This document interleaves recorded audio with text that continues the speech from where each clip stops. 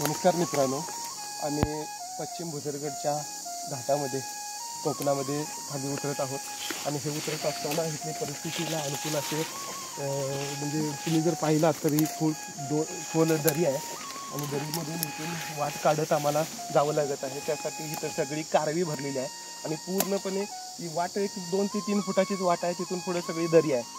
त्यासाठी आम्हाला कारवीची झाडं आणि त्याचे आम्ही काट्या आपल्या प्रोटेक्शनसाठी घेतलेल्या आहेत, सेफ्टीसाठी घेतलेल्या आहेत। आमचे सर पुढे गेलेले आहेत। खूप असं सुंदर ह्या निसर्गाच्या कुशीमध्ये ह्या पश्चिम भुदरगडचा जो निसर्ग सौंदर्य आहे हे सौंदर्य आम्हाला अतिशय चांगल्या पद्धतीनं आल्हाददायक मनमोहक असं सौंदर्य आहे आणि बघू आता पुढे जाईल तसं आम्हाला वेगवेगळे अनुभव येतील तसे आमचे अनुभव तुमच्याशी शेअर करत चालू। Okay, thank you. पहिला टप्पा पूर्ण केलेला आहे। दुसऱ्या टप्प्यामध्ये आपण खाली गेलो तिथे एक गाव आहे कोकणातलं हळदीची नेरूळ। या हळदीची नेरूळ जे आहे ते आपला पुणे मुंबई हायवे आहे, तिथं माणगाव तिट्टा, या माणगाव तिट्ट्यापासून आज तर दक्षिणेकडचं सगळ्यात शेवटचं गाव आहे आणि या गावामध्ये आपण काही एक अर्ध्या तासामध्ये जाऊन पोचणार आहे। आता हा तीव्र उतार आहे, हा थोड्याच अंतराचा आहे। या काळामध्ये आपण आपला सगळा भार या काठीवर द्यायचा आहे आणि लईत लई आपण 30 मिनिटांमध्ये खालच्या त्या गावामध्ये पोहोचणार आहोत। चला। नमस्कार मित्रांनो, आता आपण जवळपास 6 किलोमीटरचं अंतर पायी चालत येऊन म्हणजे कोकणकडा उतरत आपण कोकणच्या दिशेने आलेला आहे। आपला भाग पूर्ण चालत येऊन आपण आता कोकणच्या हद्दीमध्ये पोहोचतो। तर या ठिकाणी बघू शकताय की ही कोकणचा परिसर आहे, याच्यामध्ये भरपूर वनस्पती झाडांचे प्रमाण आढळते, घनदाट झाडांचं प्रमाण या ठिकाणी आढळून येते। तर प्रवास करत असताना आपल्याला सगळ्या गोष्टींची जाणीव असणं गरजेचं आहे।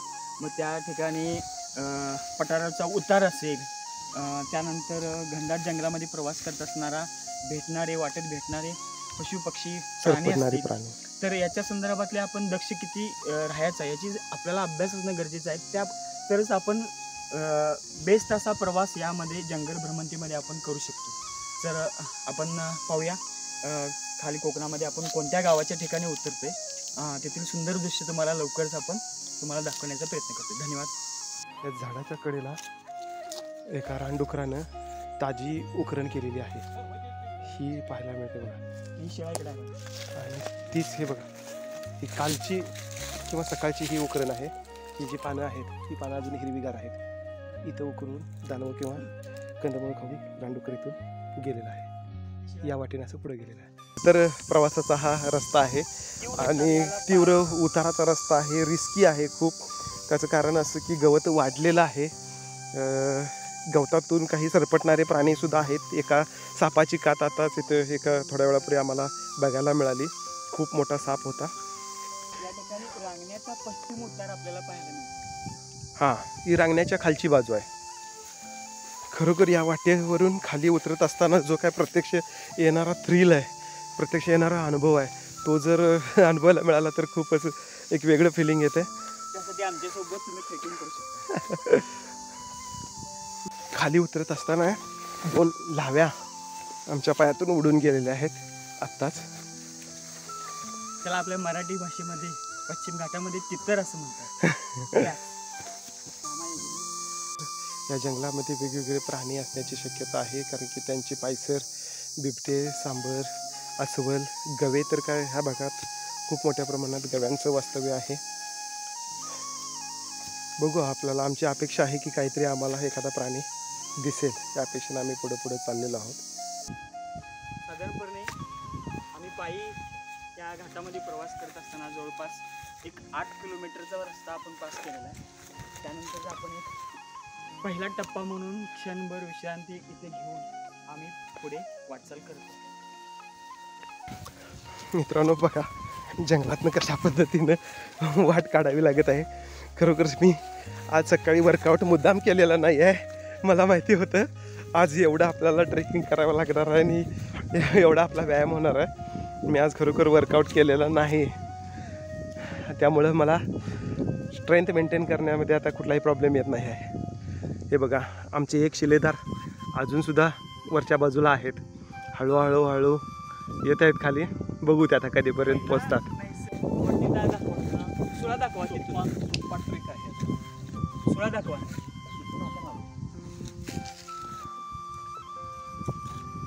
हो हो.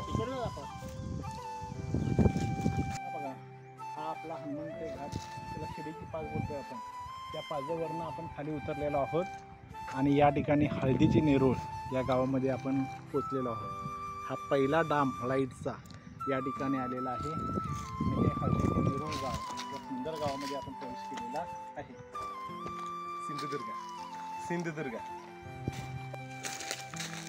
नमस्कार मित्रांनो, जस्टच आता आम्ही कोकणमध्ये प्रवेश केलेला आहे.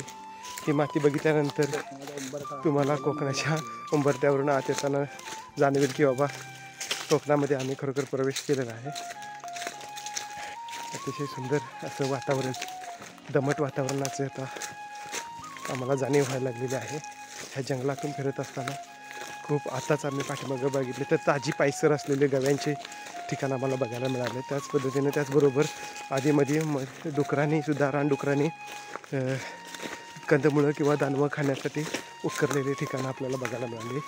त्या उतारावरून आम्ही खाली उतरलेलो आहे की जाताना आम्हाला चढणं खूप आव्हानात्मक वाटणार आहे आणि ते आम्ही 100% पूर्ण करणार. या ठिकाणी जी पहिलं गाव लागलं, पहिलं घर लागलं आणि पहिले काका जे भेटलेले आहेत त्यांच्याकडे थोडक्यात आपण एक माहिती घ्यायची. कारण आम्ही चालत असताना जवळपास आम्ही 1.5 ते 2 तासाचा प्रवास करताना खाली. तर हे पहिलं कोणतं गाव आहे असं? हे हळदीचे नेहरू. हळदीचे नेहरू. तालुका कोणता लागतो? तालुका कुडाळ, जिल्हा सिंधुदुर्ग. आता इथे गाव आहे की एक बाजूला ही वाडी आहे. वाडी आहे. गावाची एक वाडी, 12 वाड्याचा एक गाव आहे हळदीचे नेहरू. त्यातली ही हळदीचे मळई वाडी, पालमळई. तुमच्याकडे ते जमीन आहे किती आहे?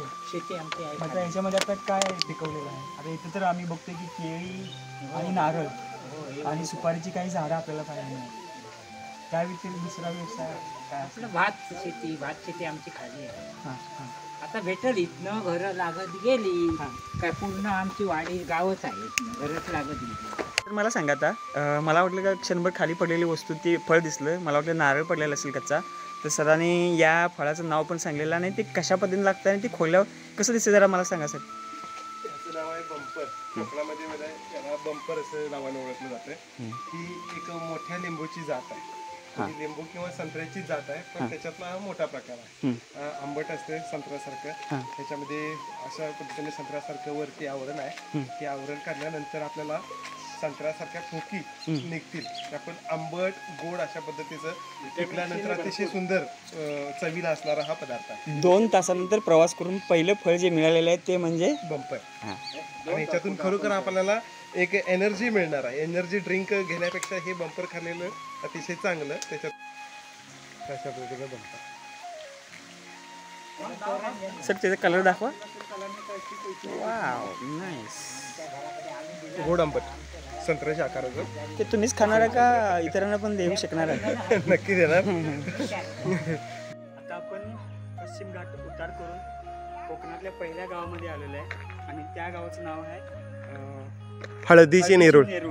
हे कुडाळ या तालुक्यातलं आहे आणि या ठिकाणी आपण प्रथम विसाव म्हणून आलेलं आहे. त्या ठिकाणी दर्शन घेण्यासाठी आपल्याला पहिलं मंदिर जे लागलेलं आहे ते बाप्पांचं मंदिर लागलेलं आहे. आतमध्ये आपण पाहू शकता सुंदर असं गणेश मंदिर आहे आणि अतिशय प्रसन्न वाटलं की या पद्धतीचे हे कौलाचे मंडप आहे, सभागृह आहे जे आहे ते अतिशय सुंदरपणे आपल्याला हे पाहायला मिळते. आता आपण मंदिराची रचना थोडक्यात बघून घेऊया. मंदिर या ठिकाणी पंथीसाठी जे दीपस्तंभ आहे ह्या अशा पद्धतीचा दीपस्तंभ आहे. डिकमाळ. हां, दीपमाळ. आपण दीपस्तंभ म्हणून पण आपण म्हणू शकतो याला. आणि त्यानंतर जे आहे सुंदर असं मंदिर ज्याची रचना म्हणजे स्तंभ आहेत आणि लाकडी फर्निचर म्हणजे लाकडाचा वापर करून याच्या सभागृह जे केलेलं आहे, सभामंडप जे केलेलं आहे ते आपण बघू शकतो. आणि त्यानंतर आतमध्ये मुखदर्शन आपल्याला पाहायला मिळू शकते. याची रचना जर आपल्याला बघितली असेल तर अतिशय सुंदरपणे आपल्याला दिसून येऊ शकते.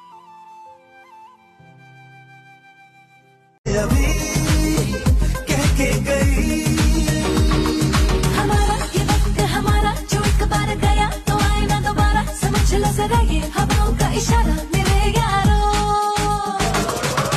अपना हर दिन ऐसे जियो जैसे कि आखिरी हो, जियो तो इस पल ऐसे जियो